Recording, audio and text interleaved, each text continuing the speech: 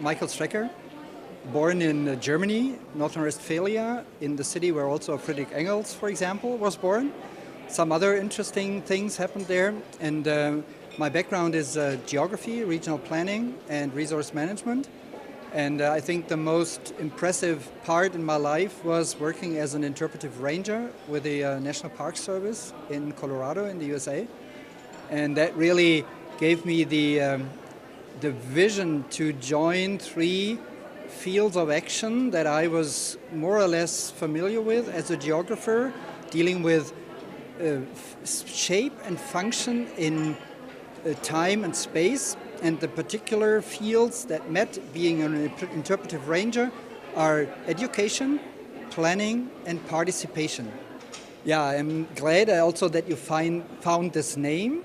I like this idea. I mean, of course, it's connected to the idea of Olympic Games, where you hand on something and that you feel yourself being part of something bigger, and that you yourself are not the only one carrying something, but you have shared responsibility, but also maybe shared joy of the success, hopefully, and quite confidently, that also it's something that usually is burning, so that it gives warmth and energy and encouragement and so on.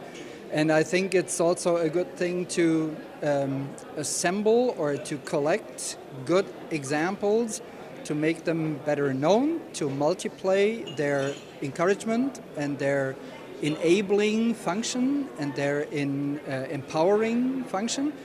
And I wish it all the best, and to the extent that we can contribute from different parts of society or NGOs or individuals, it's a joy to join.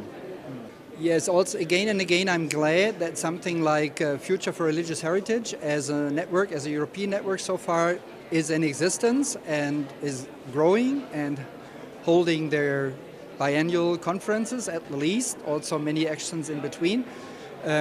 I've realized that, first of all, I'm glad that we as a society have finally succeeded to bring natural and cultural heritage closer together as it belongs, to my perception and conviction. Also that the bigger organizations like IUCN, for example, on the one hand, caring for natural heritage, and ICOMOS, rather responsible for cultural heritage, are joining in their initiatives and supporting respective programs or projects.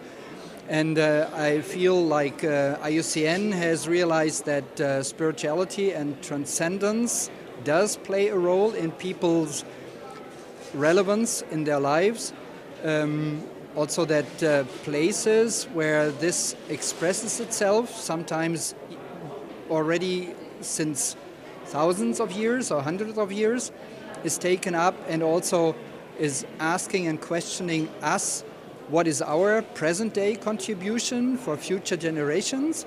And I'm glad that, for example, there is a specialist group taking care of this issue under the umbrella of IUCN. And I realize also during this European Cultural Heritage Summit here in Berlin that also from the cultural heritage, this idea does play a role, does play an increasing role. And hopefully that gets together and unfolds some synergies. I think also the dimensions of interreligious dialogue, which are going on the local level, on the regional level sometimes, will join into this movement. Yeah, I'd like to share with you a short excerpt from a prayer of a ranger by Anonymous, and it says, "Even if I don't have stars in my eyes, let me not lose the mud on my boots."